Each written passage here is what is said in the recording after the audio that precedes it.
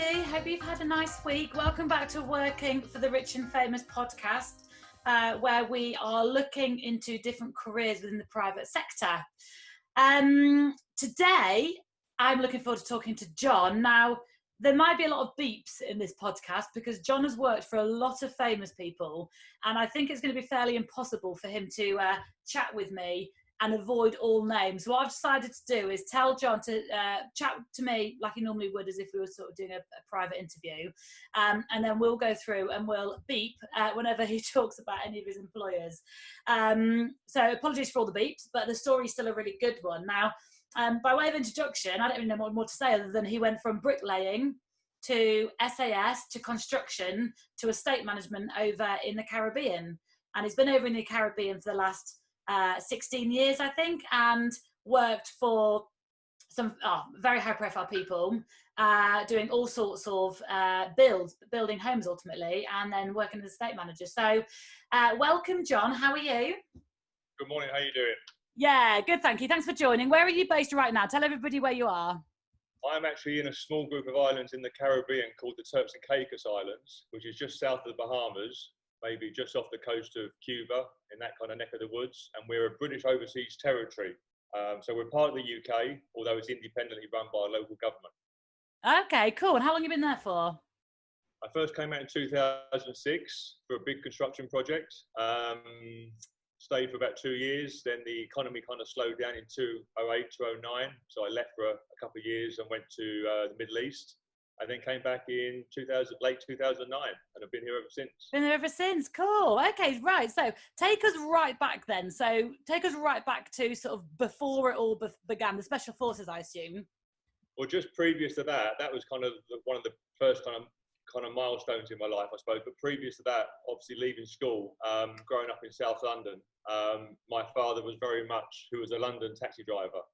My father was very much get a trade, get a trade, get a trade. That's all. Yeah. That's what he ever said. But I was pretty much obsessed with the military, having grown up through the Falklands War as a kind of 12-year-old, totally obsessed with the parachute regiment and the SAS and all that kind of stuff. Yeah. So my plan was basically to join the army. My dad was, you're not going to join the army. You'll get sent to Northern Ireland. You'll get shot. That was his answer to everything. Get a trade, get a trade. So I ended up basically leaving school and going to trade school and learning to become a bricklayer. Okay. I did that for a couple of years, but still had this little niggling in the back of my head that I just needed to do this thing, needed to join the SAS, just get that beret, pass selection and be done. At least I can tick it off my book. So made a few inquiries, seeing the only way that I could do it was to spend maybe 3 or 4 years in the parachute regiment full time. And then basically apply for selection, as most regiment members do. They either come from the Green Jackets, the parachute regiment, stuff like that. So I'd kind of put it off again and thought, I'm not going to do this. I don't want to join the paras for like 4 or 5 years and then hope to get in, etc. So weirdly, about this time, I was working on a secret Ministry of Defence base in London. Okay. Because of my kind of ultra clean background record. The company I was working for as a bricklayer secured a contract with the Ministry of Defence. Now, I was sent to this kind of weird little place in Whitehall, where if you know London at all, you come through Admiralty Arch, going towards Buckingham Palace, and on the left-hand side, there's a concrete kind of bunker, which is all pebble-dashed and covered in ivy. It's only 2 stories high, but that's where the job was. Anyway, it turned out once we went in, it goes down into the ground like 12 stories. It's real kind of James Bond stuff. So again, it's the Royal Navy Command Centre. It's where they control all the subs and ships all around the world. Wow. It's all underground, and all the sailors are walking around in their uniform, even though it's on land, and they hire officers aboard and stuff. It's all very, very weird. Wow, that's mad. So I worked there for a couple of years, seeing all the behind-the-scenes stuff with the Ministry of Defence and the Royal Navy, which was exciting. Got talking to a few MOD police about my dream that had now come to a kind of standstill. And he said, we must talk about it when we've got some time. I've got friends who basically guard the regimental barracks in Hereford, so I can give you some advice. Anyway, 20 minutes later, the IRA bombed Downing Street with a mortar attack. So we went into full lockdown inside this secret base in London. So basically the MOD police guy said to me, well, we've got plenty of time. I'll tell you, what do you want to know? And my first question was, how do I get in? I don't want to do 4 or 5 years in the Paras or the Green Jackets. Yeah. He said, have you ever heard of the TA? And I said, yeah, it's kind of like a dad's army, isn't it? Yeah. He said, well, it's not. The TA is not an army. The TA is just a name for that kind of a part of the army. And I said, explain more. And he said, well, every regiment in the British Army has a TA equivalent. So the parachute regiment has a TA paras, and the Royal Marines have a TA Royal Marines, like reserves. And so I said, well, so you're telling me that even the military police have a TA equivalent? He said, yeah, if you want to join the military police, you go in the TA equivalent. So I said, okay, about the SAS? He said, they've got 2 reserve units. So I said, how do you join them? And he said, well, that's your back door in. If you can join the reserves, that's your back door to the regiment. You're in the regiment then. So I made some inquiries, and then long story short, ended up on a parade ground in Sloane Square, which was the Duke of York barracks, which is no longer there. It's a shopping centre now. And basically joined a 2-1 SAS A Squadron. Wow. I kind of into the regiment from bricklaying 1 week to the regiment the next. Yeah, well, there's a will, there's a way, though. Hey, right people, right time. It just took a bomb. It just took a bomb to get you in. But it's kind of weird. I've often thought back to that conversation, meeting that MOD police officer. It just in kind of passing in kind of weird circumstances. That's kind of that scenario is repeated kind of pretty much all through my life, and it's led to doors opening. Like people say to me, how the hell do you end up working with, or whoever it may be? How can I do that? Well, you can't necessarily set out to plan it. Sometimes you have a casual conversation with a guy on a bus or a person in a pub or whatever, and they just say, and it just kind of opens doors for you. It's one of those weird, well, I suppose in 2 ways. One, it is right place, right time, but it sort of takes a certain person to be willing to chat, and then takes a brave person to then go for it. So so it is right place, right time, but it does take a certain someone to also, grab those opportunities at the same time, doesn't it? And also identify those opportunities. Yeah. Some people will have a conversation and not see the underlying potential there, and so say, hey, nice to meet you, and walk away. But other times, you need to see that potential and maybe follow it up and maybe shape it to how you kind of want it. And kind of definitely. And so was the SAS like everything you sort of hoped for? Like, how did you find it? It was, and more, and actually horrendous experience getting through selection. They do 2 selections a year, winter and a summer. Unfortunately, I signed up for the winter because it's the first one, next one coming along. Unfortunately, got rejected because I nearly died of hypothermia, along with a few others, traipsing through the Welsh Brecon beacons in the snow and stuff. Anyway, they give you a second chance, so I came back on the summer and passed that and done some continuation training and stuff like that. And it's all pretty much kind of what you read in the books plus some. Yeah, I bet. And so what point did you sort of know you were done with it, or how did that come to an end? I never wanted to be a career soldier. I never wanted to go in for 25 years and come out as a half colonel, that kind of stuff. I never really kind of wanted to do that. Construction and that kind of thing has always been my passion. So once I'd been in and kind of done it, it really was got the t-shirt, in this case got the beret. I'm kind of done, and and that was it. I was done. And I'd done a year afterwards with the HAC, which is the Honourable Artillery Company in London. They're another kind of specialist reserve unit. So I'd done a year with them, and then basically just kind of went full-time construction. Yeah, cool. I was going to say then, so take us through the next sort of stage then, because it was back to construction in the UK. Back house building and doing the normal bricklayer stuff, garden walls and patios, all the exciting stuff. I'm enjoying driving around in my little van, having a nice time. Greg's Bakers for lunch and stuff. So what more the guy want? But unfortunately, I moved out of London down to Sussex, small village in Sussex, and the work kind of dried up a little bit because I didn't have all the contacts and the network base. And a friend of mine told me that there was a guy in the village who just recently gone to Iraq. He was an ex-para, and he was making big money in Iraq as a private contractor. So I started thinking of my background. I started thinking that maybe I could basically get out there, maybe, you know, for a few months and build the bank balance up. Yeah. So after registering with a few companies for overseas work and sending my CV off, which obviously encompassed construction as well on that CV, I got a phone call from a company here in the Turks and Caicos, wondering if I'd like to come for an interview for a project out here. Yeah. And like most people, my first thought was, where the hell is the Turks and Caicos Islands? Yeah, So of course. we met in London. There was about 9 or 10 of us, all unknown to each other. We had an interview in a London hotel, and we got taken up to this room one at a time. There was 2 English guys in this kind of dodgy looking hotel room with us. They just pulled the table out into the middle, and that was like the interview. They showed us all these fantastic pictures of water and dolphins and white sandy beaches and all this kind of stuff.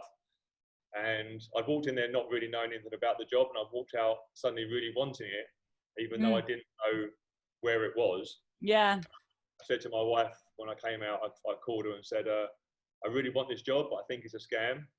Yeah, too good to be true, one of them. Too good to be true. You know, fantastic salary. They were paying $10,000 a month, plus a car, all that kind of stuff. Sign me up. So living and working in the Caribbean. So I said to her, it's a scam. I said, she said, how will you know? And I said, I guarantee within 24 hours, they email and say, can we have your bank details? Yeah. So within 24 hours, they emailed and said, you've got the job. And I said, what a surprise. You know, can we have your bank details? Yeah. So I sent them an old account with like £2.50 in. I thought, good luck getting stuff out of that. You know, anyway, 24 hours later, $1,000 was deposited with an email saying, there's your flight. Can you book your flight as soon as possible? You're like, crap, gotta go. Yeah, it really was literally crap, gotta go. So my wife stayed to sort the house out, and I flew out for what was in theory a 10-year project. Ritz-Carlton Hotel, $400 million worth of construction. Yeah, wow. I assume you were one of thousands. We were one of like 14 expats that came out, project managers and site supervisors, and all the actual workers were local guys from the rest of the Caribbean. So we were one of project managers. And you arrived there at the very beginning of the build. Very, very beginning. We were still pushing roads through, cutting through kind of bush and jungle and trees, you know, literally just laying roads, and it was an uninhabited island. There we had to bring in all our food and water. It really was Robinson Crusoe stuff. That's mad. And then how long until the hotel was, how long did it take to build the hotel? So it was a 10-year project. They're going to develop the whole island, hotels, condos, apartments, a marina, shops, offices, a British pub. The whole 10-year plan was there. And then it was being funded by a company out of New York called the Lehman Brothers. And then they decided to retire one Friday afternoon and basically just shut up shop and went under. So we got called into the office, and our bosses gave us a check for 3 months ahead and said, you know, you're done. If you want to stay, you've got money. You've got a work permit to stay. If you want to stay, if not, go. So I said to my wife, we're going to stay or go. She said, well, we've got money for the next 3 months. We may as well become holiday makers and just enjoy it here. Yeah. So within 2 weeks, obviously, I was bored. Managed to pick up some work with another construction company here. And they said, we're building a house for... So again, it's weird how kind of one door closes, another one opens. So yeah, why not? Let's go build a house. So I went across and worked on her house for about a month. Okay. And that was that. So it was all very exciting, seeing kind of how she designs a house and talking to her and her family about the kind of passion for the house. And she's very much into spirituality and yoga and stuff, and you know, all that. It's really interesting getting a client's perspective and not just being a kind of contractor or builder. You know. So you'd probably say that was probably your first sort of your first move into the private sector, working for a sort of an ultra high net worth. And how did you find her to deal with? Very, very nice, very pleasant, very accommodating. And for someone of that kind of status as well, to actually kind of be asking advice, obviously, because she does her thing. She's got $100 billion industry doing her thing. Yeah. But doesn't know a brick from a breeze block. Yeah.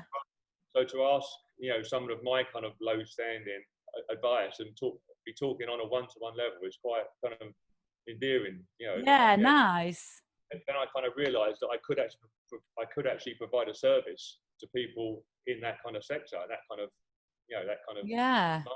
because they know what they're doing, obviously very successful in whatever it may be, oil and Yeah. gas, films, Hollywood, whatever. But they don't know about my sector, so I realised that there could be a good kind of fit there, you know. And I wonder if it's a bit like, this may not be a good comparison, but I'm imagining it's a bit like a chef, in that a chef that goes from a restaurant who's stuck in a basement, cooks amazing food, but doesn't actually see anyone enjoying the end product is one thing. But then when they go to a private and they're in an open plan kitchen, they're cooking, everyone's watching them work, and like they can see they can see people eating their food and enjoying it. Like they say, it's so rewarding because they've never really seen people appreciate their skill before. I wonder if that's similar to you. You've gone from like the big sort of like construction projects, if you like, size, to inside someone's home. Yeah, that's actually a very good comparison, because I'd build a house for someone in the UK, or work on a hotel in the UK, and we basically sign it over, hand the keys over, and walk away, and you never see anyone use it. Yeah. But to actually be part of a kind of client kind of meeting, you know, you're sitting in the room with an architect, a client, you know, the client's accountant or whatever, business manager, and you're all kind of talking on one level. And then suddenly the whole room goes quiet, and they're all looking at you for advice. Yeah. It's kind of it's a bit of a change in kind of. Yeah, well, good for you. Good for you. You know what? It's lucky for your career that she was nice, because if she wasn't, you'd have been out of there and you'd have been back to a site, wouldn't you?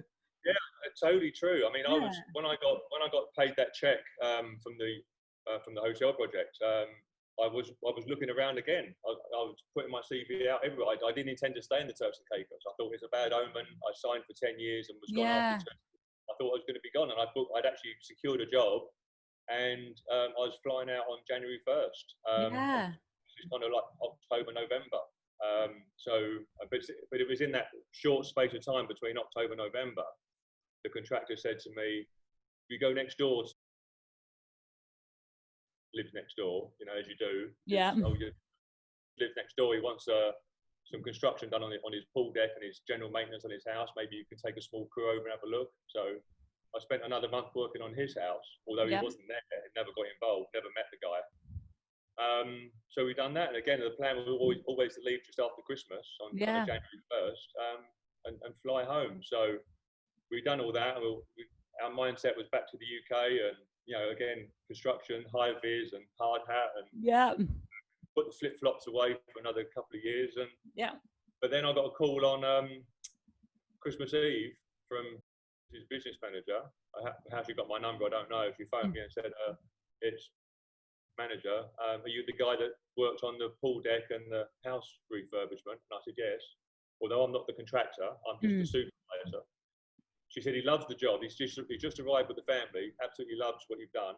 He would like to say thank you personally. Would you like to come to his Christmas party on Boxing Day?" So I put my hand over the phone and I said to my wife, who's on the phone, "Do you want to go to his Christmas party?" I wonder what she said. Didn't believe me at all. I'd have bit your hand off. I love a bit.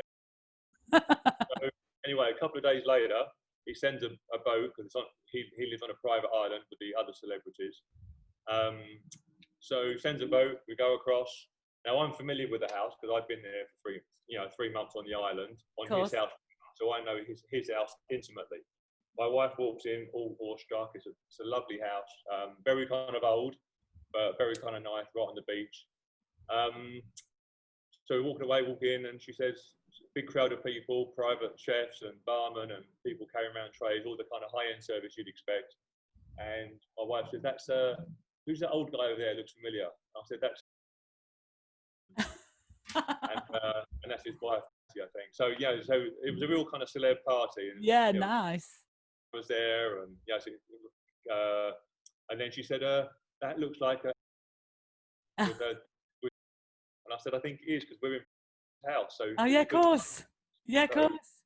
That was back in the day when they really were one big happy family. Yeah. There and that kind of stuff. Anyway, so next minute, a guy comes walking over, big pina colada, swim shorts, and he says, "Hi, my name is." Introduced himself. As if you didn't know. "You must be John and Sally," and he shook our hands, and I thought, how nice to come over and just introduce yourself. We're, out of all the people in that party, we're like the lowest of the low and most inconsequential, you know. Yeah, yeah. I'm over introduced, and he sat and chatted for 5-10 minutes and said, I love what you've done with the pool deck, and How nice. really kind of smart. And then about a couple of hours later, when he'd done the round and the party was kind of winding down and the boats were looking to head back to the mainland, he called me to one side and said, so you've been in my house for like a month or so, what do you think? And he turned around and we looked at the house, and I said, to be honest, man. And he said, he looked at me and said, it's pretty crappy, to be honest. If I'm honest, it's pretty crappy. I said, you're paying too much in maintenance. No, then he said to me, I don't get that because it's costing me $1 million a year to run. And I said, well, I can't see where that money's going. You know, you're paying too much for maintenance, for gardeners, for water, for electric. You know, you're just paying stuff you don't need to pay for. You need someone to get a grip of it. Yeah. He said, oh, okay. And he looked quite offended. Anyway, the boat came and my wife was like, you can't believe you screwed it. You totally screwed it. I wasn't looking for a job. No. I was find out I had a job. I was going to the Middle East, a very lucrative job in the Middle East in 2 weeks' time. I'm not looking for a job. So anyway, next day, get a phone call from his business manager again, and she said, "Hey, you had a conversation with at the end of the party." Yeah, crap. I suppose I did, yeah, maybe 2 glasses of Chardonnay too many. And she said, we're actually quite impressed with what you said. We'd like to discuss it further, because he's basically surrounded by yes men all the time. And all he does in New York is just send checks down. People say, send a check, and he sends a check. No accountability, no explanation. So to come down and find out that the house still needs work, he's paid too much for the work that's been done, etc., was a bit of an eye-opener. So he'd like to talk to you more. Anyway, long story short, I'd done a full report for him, photographs and explanations of stuff I'd seen around the house over the last month, and sent it to him. I said, look, I'm leaving. I'm flying out to Iraq in 2 weeks' time. I've got a job with the MOD and the coalition forces.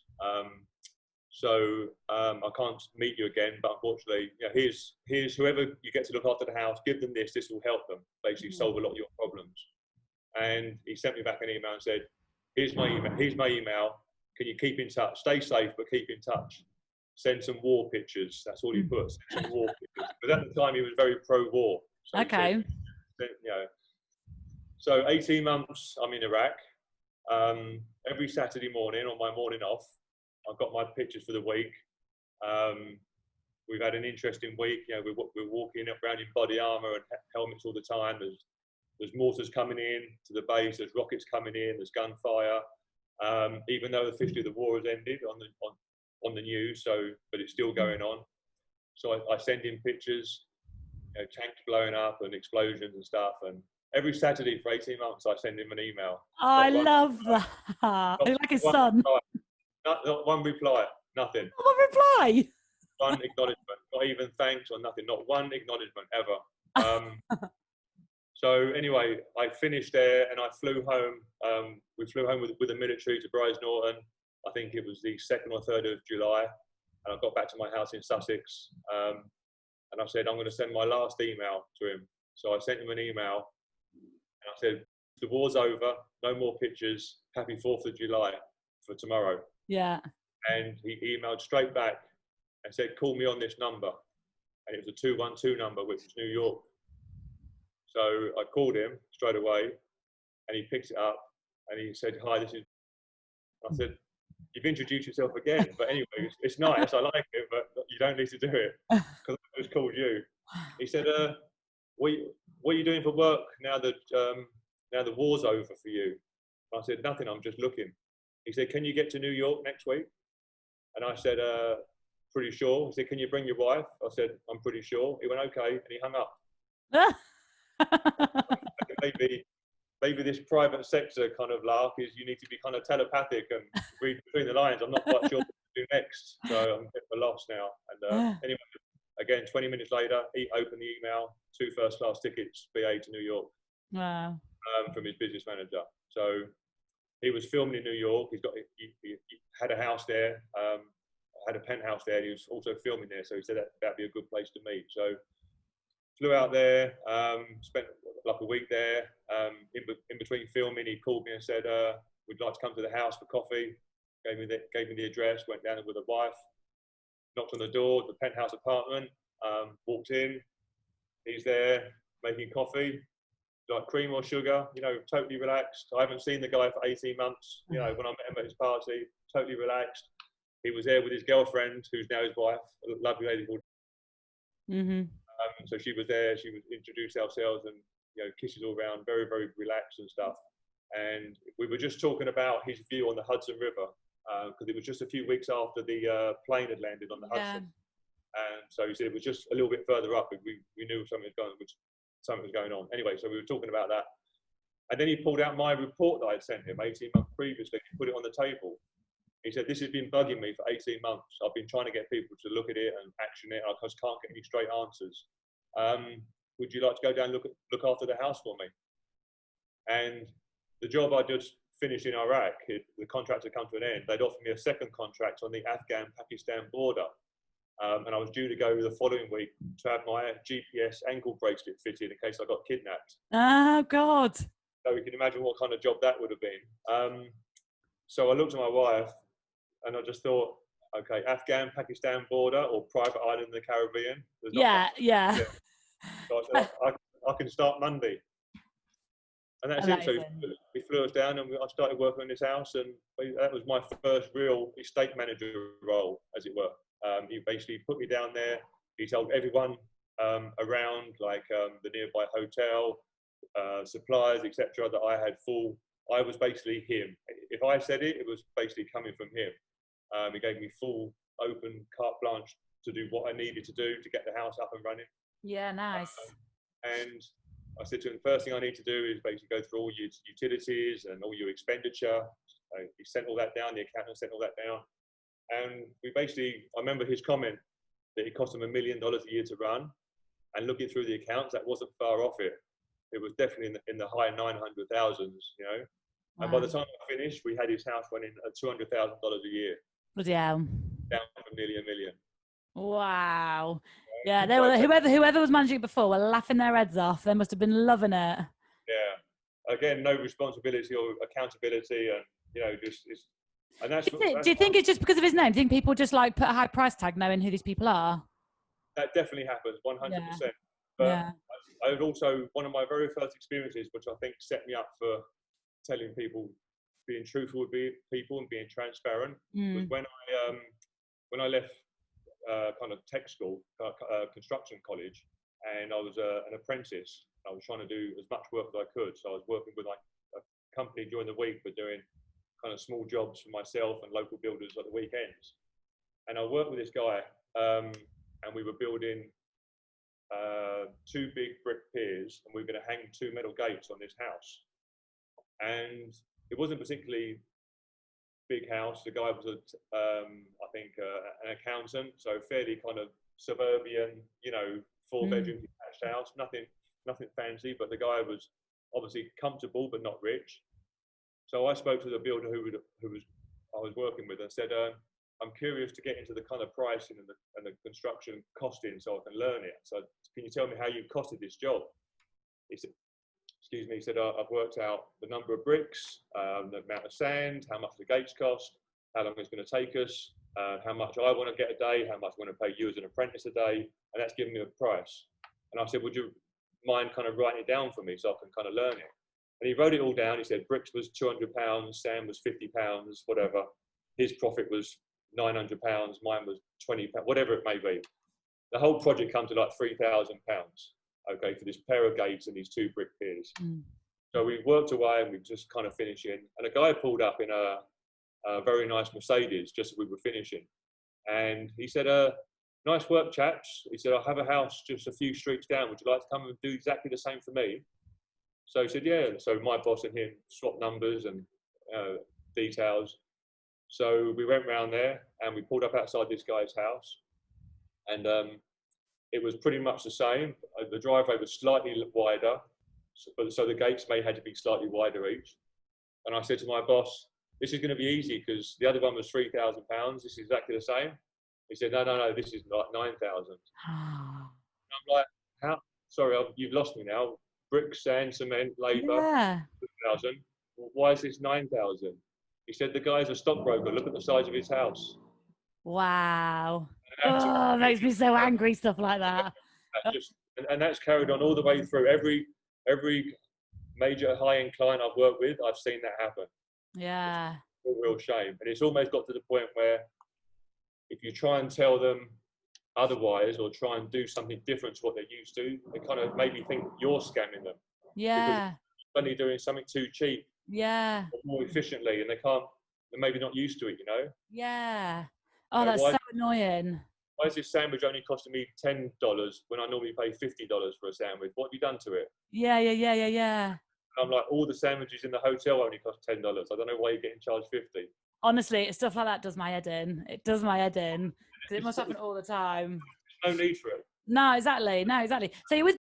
So this is your first like official. You're now an estate manager. You're now an official estate manager in the private sector. And how long did you work? How long did you work with him for? 7 years straight. Oh, nice, long time. Yeah, so it's interesting seeing the whole kind of family dynamics change from you know, and then getting married and his new wife kind of putting her mark on the house and going their separate ways. It's kind of interesting to be behind the scenes and seeing a lot of that kind of stuff, you know. Yeah, I bet. And I assume obviously all these properties had all the private domestic staff within. So did you work alongside the hospitality staff as well?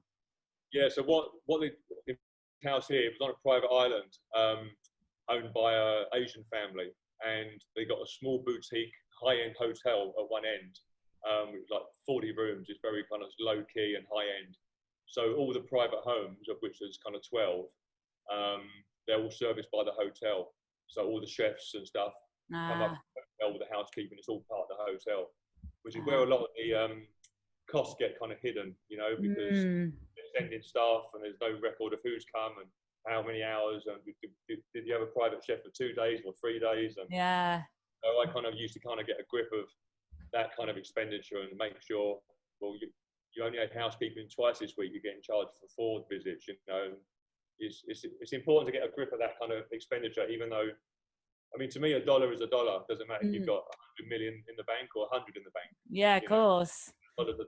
So, yeah, of course. But that, to be fair, that sounds like a really nice way of working it. Like for the 12 homes that are there to not have to worry about organising staff themselves. That's bad news for me as a recruitment agent, but anyway, I'll take it. To have a little hotel nearby that organises it all, like a central sort of staffing unit. That sounds sounds sensible. So therefore, 7 years. And then what happened? How did you get to work? Oh, well, just shortly before I left, obviously I was commuting every day to his house on the private island on a boat, which kind of I don't really want to say it, but get a little bit tiring going across the crystal blue waters on a speedboat. Yeah, sure. Yeah, just like my train to London Bridge. Yeah, it was just the same thing. So it kind of wears you down. And so I was offered a job on the mainland, looking after a new villa that was being built. It was valued at like $15 million, and it was being built by a German entrepreneur. So I went down to that was my first kind of foray into being owner's representative. So he was not here on Ireland, but I basically took his place and I was overseeing the construction as an owner's project manager and reporting back on the progress and organising stage payments and work at the end doing like the snag list and getting things signed off and stuff like that. So done that for about maybe 8 or 9 months. And then I woke up to an email about a job in the British Virgin Islands, which have always interested me, for a private client on a private island. So that sounded interesting as well. Didn't have any more details than that. Had the interview by Skype with the recruitment agency in England, who should remain nameless. I'll get it out of you later, don't worry. Don't worry. And they said, okay, well, you've got the job. You can go out and basically have a kind of site visit to make sure you're absolutely happy. And I said, okay, fine. They said, okay, well, it's you'll be working for. And I said, on what? And they said, no, he's actually bought another island. It's going to be more of a private home island, whereas it was more of a party island. So as you do. Bought an island next door. And he's going to use it as kind of private homes, similar to kind of island. Yeah, fine. Yeah. Private island with 10 homes, all serviced by a central kind of service hub, you know. Yeah. So I basically went out there for a year, flew down there, relocated with the wife, and sent a container down, took our 2 dogs, and relocated there for a year. And just kind of got the island set up with infrastructure and staff, kind of planning and projects, and projections of what people would need, and so that was kind of interesting getting involved. Yeah, I bet. I was there for a couple of weeks just after Christmas, and then we had an announcement that we had some special visitors arriving, and these like 9 burly guys turned up with their tight t-shirts on, and obviously being ex-military, obviously a couple of them were carrying weapons under their shirts, and it turns out they were US Secret Service come down. So I'd only encountered them once ever on house. I saw 2 Secret Service guys on the beach, and it turned out they were actually next door at the house that I'd built years previously. Yeah. Because the kids were staying there. Right. And we're very close because they got a big foundation that deals a lot with Haiti. Okay. A lot of charity work in Haiti. So obviously we're very close to Haiti. They sometimes use this as a base here to help out and stuff with Haiti. So anyway, so I recognised the Secret Service guys from what they were kind of wearing and how they're acting, and it turned out they were on a pre-recce to secure the island for who were going to be staying with us in the next couple of weeks. So were you then thinking, oh crap, or was that quite exciting? Well, it's kind of weird because I kind of had this vision. I always had this vision in my head for a book, and I was gonna peak. And then when I got a job, I thought, right, that's the final chapter. And I thought, I'll add another chapter. I'll never get around to writing this book, by the way, so no one has to worry. But yeah, it was quite exciting. So we all had to give our passports in. Yeah. And they went through a full security check here, there in the UK and in the US. So mine came back, and obviously mine had a highlighter on it, obviously with my military connection. Yeah. So I got called in, and they said, well, you're island manager and you're ex-special forces, and you know the area, and you know the roads and the intel, and so would you act as kind of point liaison with the Secret Service and basically look after so basically hung out with them on a one-to-one basis for 2 weeks. What are they like? Kind of weird. Very, very nice people. Are they? Really, yeah. It's weird because I've met so many different kind of celebrities, especially through friends used to come down and stay at the house, and all those kind of people. I've met untold kind of celebrities, and some are what you see on screen is what you get, and others are totally 180. Yeah. It's like a type of person, and they are totally as you would imagine. Really, really nice people. Just absolutely fantastic. That's so nice. They were there just for 2 weeks, were they? Yeah, just a couple of weeks. So, but we were told. So just previous to that, about a week or a couple of weeks before, they had a New Year's Eve party. I'd held it in. It's got this big private open air kind of ballroom, as it were, with a big circular bar at one end, and likes to dance on the bar in bare feet. He's quite a bit of a party animal. And he got on the bar and he done the countdown for New Year's Eve. And 300 staff, all at this party, all with their phones out, filming it. And he doesn't mind because he loves publicity. Yeah. So they're all filming him, and everyone puts it on Facebook and stuff. That's all good. But when he come down, he organises another party. Not everyone knows who's coming, but some people do. Another big staff party. All he says is to everybody, please no cameras. Just show our guests some respect. They're friends of mine, show them respect. Please no cameras, and don't bug them. They're just here as friends of guests of the island. Yeah. So then in walked,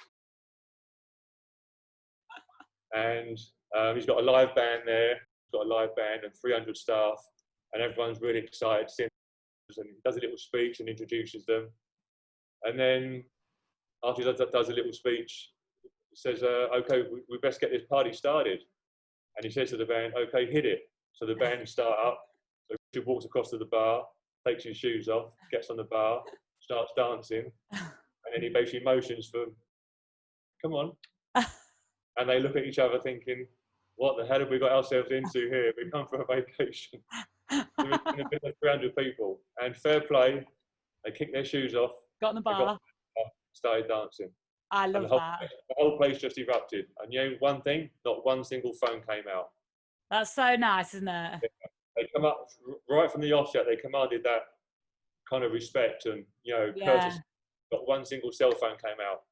It would have And been the most stupid decision anyone would have made if they had, because they'd have been kicked out of partying with and sent home. yeah, but I suppose in theory, So it's worth. they could have got 50 grand, 100 grand for that picture. Yeah. So that's probably like 2 years' salary for a lot of staff there, water sports and housekeeping. You know, It just maybe, sort of goes to show, doesn't it? It goes to show. I hear quite a lot about and how he treats his staff and the type of people sort of he employs, and sort of that just sort of like goes to show the respect they have for him as an employer, doesn't it? Which is nice. Yeah. The fact that he made a comment, please no pictures, and that was it. He didn't have to say it again. There was no official memo. He just said it. You know. Yeah, nice. And people followed up, and for 2 weeks there, it was just, you know, no one bothered them.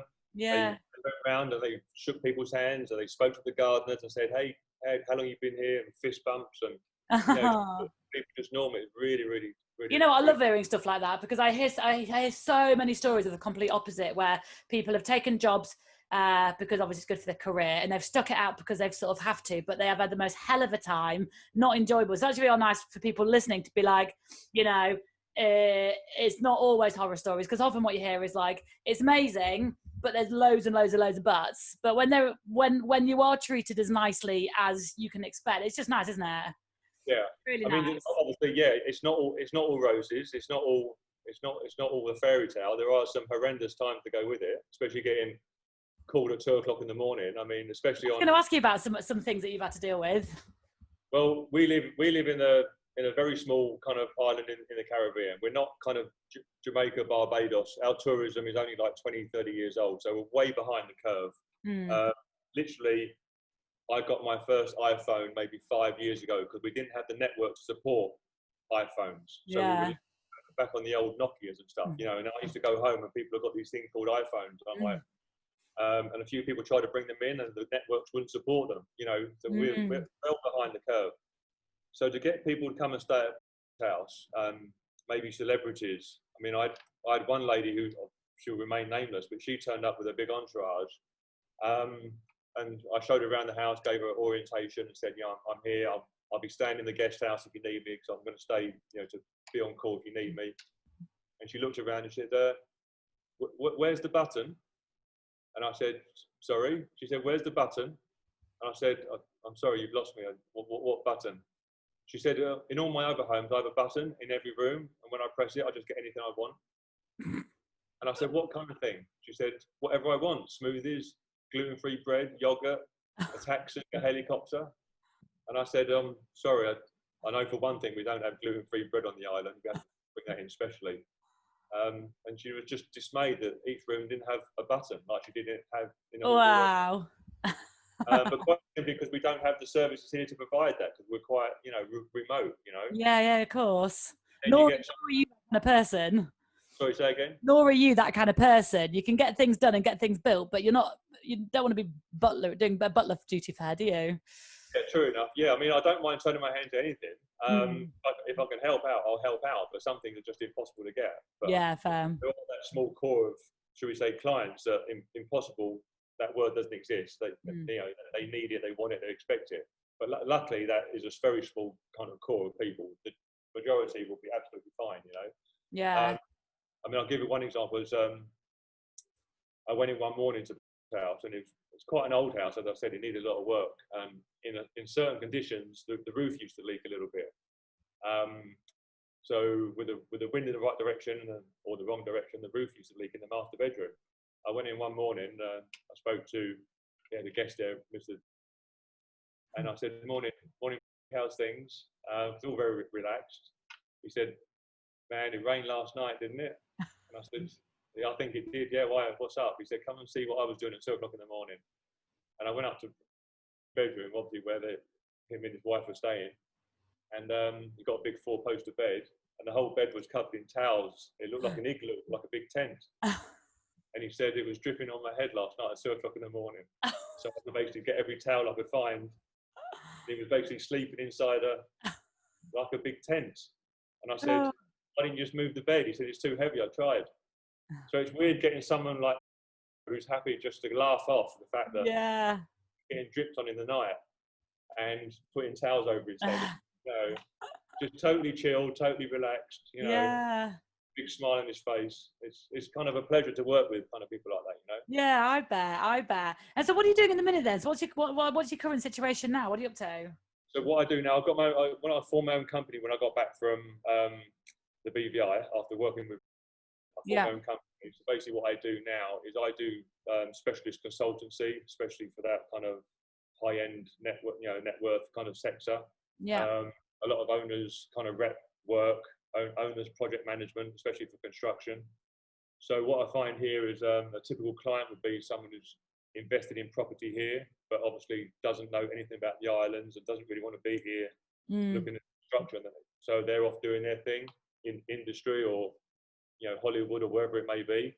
So I act as that kind of conduit between what's happening on Ireland and normally their office, maybe business managers or finance or even them direct. So I do a lot of kind of consultancy like that. So yeah, nice. And I assume there's plenty going on. There's enough business. Has COVID affected you at all? What's going on over there with you? Yeah, big time, unfortunately.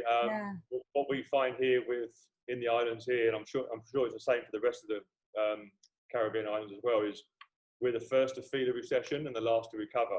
On a whole COVID thing, we shut the borders down in March, and it was weird seeing all the roads empty, not one single tourist, no cars on the road, and we're 99% tourism based. So without tourists, the island's pretty much dead.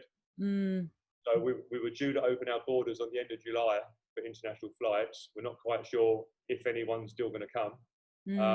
But we just had a little spike in cases this week, 25.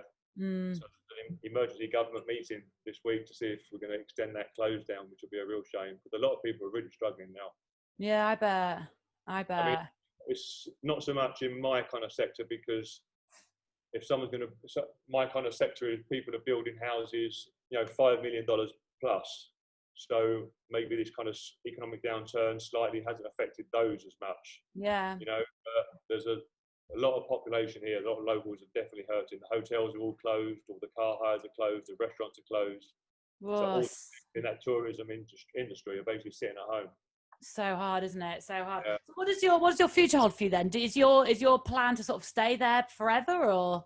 I think I'd like to. I do miss the rain in England. Behave. I do miss. Behave. God. I miss the seasons. That's for sure. I miss those frosty kind of mornings where it's clear blue sky. That's what I kind of miss. But I don't miss scraping snow off the car and stuff. So it's kind of weird. Having been away for so long, I've been back a few times, but maybe a handful in 10 years. But I'm at that stage, I think, where I'm just remembering all the good stuff. Yeah, of course. A pint in front of a fire in a pub. Yeah.